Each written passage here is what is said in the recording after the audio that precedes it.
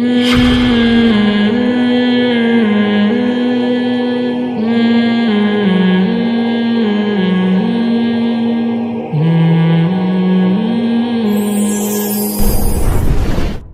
ایک آدمی پرسن ہوں، ہم بورڈ رائٹر، کیا لکھا بھائی، میں سپر ہوٹس میں وضو اور نماز پڑھ لیتے، اس کے لیے وہی مسئلہ ہے جو چمڑے والے موزے کا ہوتا ہے. دیکھو موزوں پر مسح اس صورت میں جائز ہے کہ موٹے اتنے ہوں کہ آپ انہیں پہن کر کئی میل چل سکتے ہو. بالکل باریک موزے ان میں مسح جائز نہیں ہے. نمبر 2، وہ اپنے سہارے پر کھڑے رہ سکتے ہوں. بے شک آپ نے تسمے سے باندھا ہوا ہے ان کو یا ربڑ سے باندھا ہوا ہے، لیکن ربڑ نہ بھی ہوتی تو اپنے سہارے پہ وہ کھڑے رہتے. سمجھ رہے ہو؟ اتنے باریک نہ ہوں کہ ان میں آپ کی کھال جھلک رہی ہو، اتنے ہلکے نہ ہوں کہ پانی ان میں جذب ہو جاتا ہو.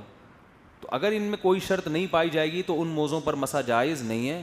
اور یہ شرطیں فقہا نے حدیث ہی سے نکالی ہیں، کیونکہ نبی کے دور میں خفین ہوا کرتے تھے جو جوتوں کے بغیر استعمال ہوتے تھے، جوتوں کی جگہ استعمال ہو، ان کو پہن کے لوگ جوتوں کے طور پہ دور جایا کرتے تھے. یہ جو ہمارے اہل حدیث حضرات کہتے ہیں یہ کہاں سے نکالی شرطیں ہیں، یہ سوال ہمارا آپ سے ہے کہ آپ نے یہ کہاں سے نکالا کہ عام ساکس پہ مسح جائز ہے، جبکہ یہ نبی کے دور میں تھے ہی نہیں، ان کا حدیث میں کوئی تذکرہ ہی نہیں ہے. بھائی حدیث میں جس کا تذکرہ آئے گا اسی چیز کا آئے گا جو اس دور میں رائج تھی. ان میں سب سے پہلی علامت یہ کہ وہ ایسے موزے ہوتے تھے جو شوز کی جگہ استعمال ہوتے تھے، آلٹرنیٹ تھے شوز کا، جوتوں کے قائم مقام تھے. وہ ایسا نہیں تھا کہ پہلے موزے پہنو پھر اس کے اوپر پھر شوز پہننے کی ضرورت ہو. آج جو ساکس مارکیٹ میں آ رہے ہیں وہ جوتوں کی جگہ استعمال نہیں ہوتے، ایسے ہی آپ نے کور چڑھایا ہوا ہے پاؤں کے اوپر، ورنہ کوئی ٹیشو پیپر باندھ لے اور اس پہ بھی مسح کرنا شروع کر دے، اس کو تو سب ناجائز کہیں گے نا. تو صرف پاؤں کا کور ہونا ضروری نہیں ہے.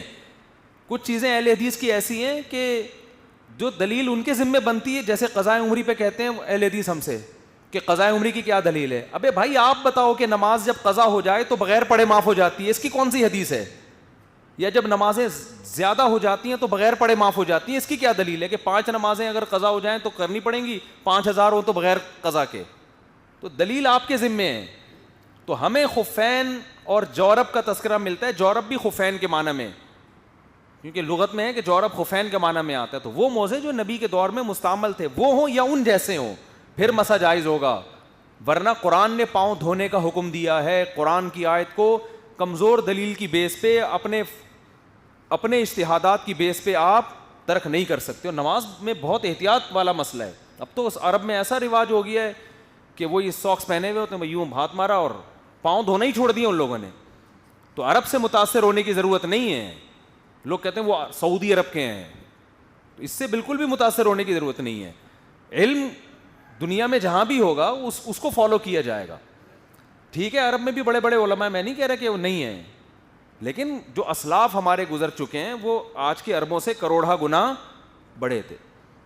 ایک آدمی نے سعودی عرب میں ہی کسی سعودی عالم سے سوال کیا کہ شیخ بن باز کا یہ فتویٰ ہے، اور تو انہوں نے بتایا کہ حنبلی فقہ جو قانونی طور پر سعودی عرب میں نافذ ہے اس میں یہ ہے، وہ بن باز کی رائے اس کے اگینسٹ ہے.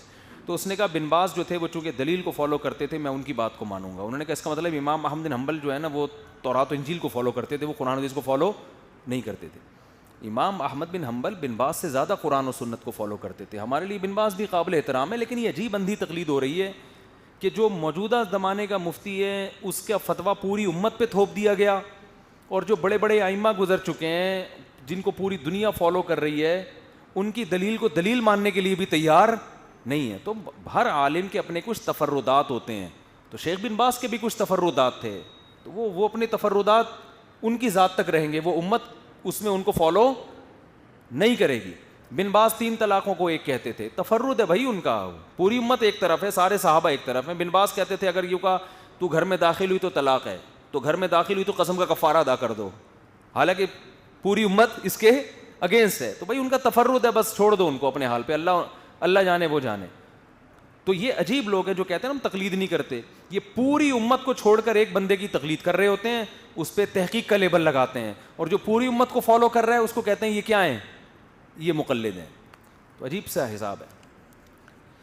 اچھا بھائی، تو یہ مسا نہ کیا کریں ان موضوعوں پر. اور امام نے اگر یہ عام ساکس پہ مسا کر کے نماز پڑھائی ہے، اس کے پیچھے نماز نہیں ہوگی. لوگ کہتے ہیں اتحاد امت کی خاطر نماز پڑھ لو، تو اتحاد امت کی خاطر اس کو چاہیے نا کہ وہ اپنی رائے اپنی انفرادی نماز میں رکھے. اپنی رائے مقتدیوں پر مسلط کیوں کر رہے ہیں امام؟ تو امام اگر ایسا کر رہا ہے، عام موضوع پہ مسا کر کے نماز پڑھا رہا ہے، آپ اس کو بولو امام صاحب جب آپ نے اپنی الگ سنتیں پڑھنی ہو، الگ نماز پڑھنی ہو، آپ مسا کریں نہ کریں، ہمیں جب نماز پڑھا رہے ہیں تو جمہور امت کا خیال کریں تاکہ ہمیں اطمینان ہو. تو اتحاد اس کی ذمہ داری ہے امام کی کہ وہ ایسے مسلک کو فالو نہ کرے جو شاذ ہو. میرے بھائی چند ضروری مسائل. اقامت اگر حنبلی طور پر کی جائے تو جائز ہے. جائز ہے، وہ جو ایک ایک دفعہ پڑھ رہے ہوتے ہیں.